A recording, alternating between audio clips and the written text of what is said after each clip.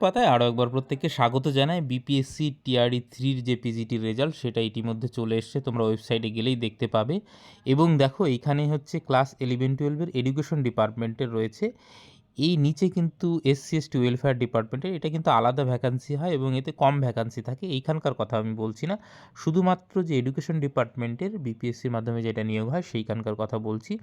এইখানে দেখো প্রত্যেকটা সাবজেক্টের রেজাল্ট দিয়ে দেওয়া হয়েছে। এইখানে আমরা আলোচনা করব হচ্ছে যে কোন সাবজেক্টে কীরকম কাট আপ গেল। এখানে শুধুমাত্র ইউআর এবং ইউআর ফিমেল নিয়ে কথা বলবো, যেহেতু আদার স্টেট এইটুকুর মধ্যেই সীমিত।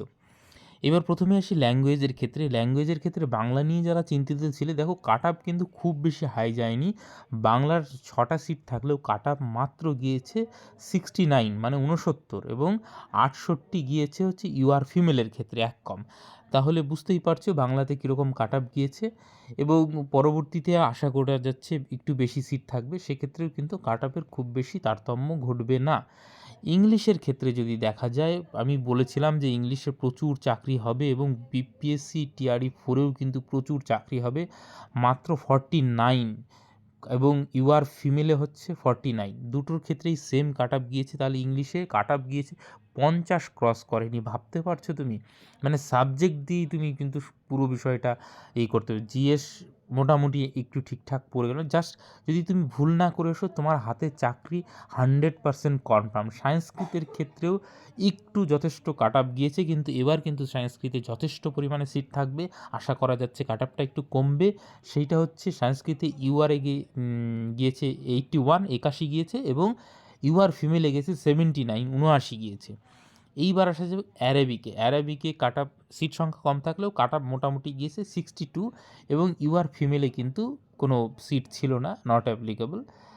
এইবার আসা যাক হিস্ট্রির ক্ষেত্রে। হিস্ট্রির ক্ষেত্রে কাট আপ গিয়েছে তোমার 76, অর্থাৎ ইউআর হচ্ছে 76, ইউআর ফিমেল 73, অর্থাৎ তোমার কাট আপ কিন্তু ওই রকমই থাকছে, মোটামুটি 75-এর আশেপাশে। ঠিক আছে, এবার জিওগ্রাফির কাট আপ মোটামুটি ঠিক আছে, 77 ইউআর এবং 71 হচ্ছে ইউআর ফিমেল। ঠিক, এবার পলিটিক্যাল সায়েন্সে কিন্তু সিট সংখ্যা যথেষ্ট থাকছে, কাট আপ কিন্তু অনেকটা নিচে নামছে। ইউআর হচ্ছে 55 এবং ইউআর ফিমেল হচ্ছে 50, মাত্র 50 পেলেই কিন্তু ফিমেলরা চাকরি পেয়ে যাচ্ছে ইউআরএ, আনরিজার্ভের কথা বলছি। এবং সায়েন্সের ক্ষেত্রে তো কি বলবো, মানে জাস্ট পরীক্ষাটায় বসা, আর কোনো কিছুর দরকারই নেই। কেমিস্ট্রির ক্ষেত্রে কাট আপ কত গিয়েছে বলতে পারো? ইউআরএস 41, মানে ভাবতে পারছো? এবং দেখবে ক্যাটাগরিতে সবগুলো নট অ্যাপ্লিকেবল এনে দেওয়া আছে, অর্থাৎ সেখানে বিহারের কোনো ছেলে মেয়েই নেই। এইটাই আমি বলার চেষ্টা করছিলাম যে ডোমিসাইল কোনোভাবেই চালু করতে পারবে না, কারণ আদার স্টেটের ছেলে মেয়ে যদি না যায়, সায়েন্সের কোনো টিচার খুঁজে পাওয়া যাবে না। একটা ছেলে তর্ক করছিল, মানে খুব খারাপ লাগে, না জেনে না বুঝে শুধুমাত্র সামান্য কিছু মানে ধারণার ওপর বেস করে কিন্তু মন্তব্য করে। তো দেখো কেমিস্ট্রিতে 41 এবং 39 গেছে ইউআর ফিমেলে। ফিজিক্সেও সেম 40, মাত্র 40 পেলে চাকরি, ভাবা যায়?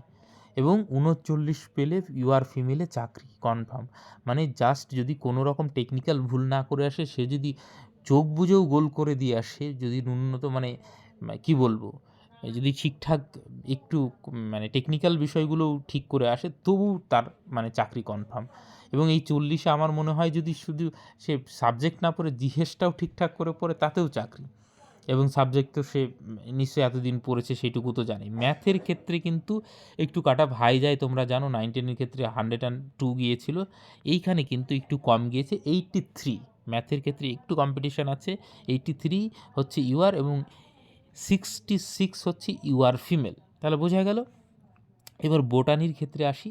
বোটানির ক্ষেত্রে কিন্তু কাট আপ গিয়েছে 57 এবং ইউআর ফিমেলে 57ই, এবং জুওলজির ক্ষেত্রে হচ্ছে 77 এবং ইউআর ফিমেলে 77। তাহলে বুঝতেই পারছো। আর হিন্দি বা অন্য অন্য মিউজিক এসব কম্পিউটার সায়েন্স বিষয়ে আমি কথা বললাম না, তোমরা চাইলে ওয়েবসাইটে গিয়ে কিন্তু দেখে নিতে পারো। তাহলে কাট আপ দেখে মোটামুটি তোমরা বুঝতেই পারলে যে টিআরই 4-এ কীরকম কম্পিটিশান থাকতে পারে, এবং সিট সংখ্যাও যেহেতু বাড়বে সেহেতু বুঝতেই পারছো। হ্যাঁ, ক্যান্ডিডেট সংখ্যাও বাড়বে, সিট সংখ্যাও বাড়বে, মোটামুটি মোরাললেস কাট আপ কিন্তু খুব বেশি এদিক ওদিক হবে না, যদি এই রকম মানেরই কোশ্চেন থাকে। তো বোঝা গেল। এরপরেও যদি কোনো মন্তব্য থেকে থাকে নিশ্চয়ই করো, এবং আমি প্রত্যেকটার পিডিএফ কিন্তু আমার গ্রুপে দিয়ে দিয়েছি। আমাদের সঙ্গে যুক্ত হতে চাইলে কমেন্ট সেকশনে আমি লিঙ্ক দিয়ে দিচ্ছি, সেইখানে গিয়ে যুক্ত হয়ে থাকতে পারো। ফার্দার যে কোনো আপডেট আসবে তোমরা কিন্তু গ্রুপে সবার আগে পেয়ে যাবে। আপাতত সকলকে অসংখ্য ধন্যবাদ।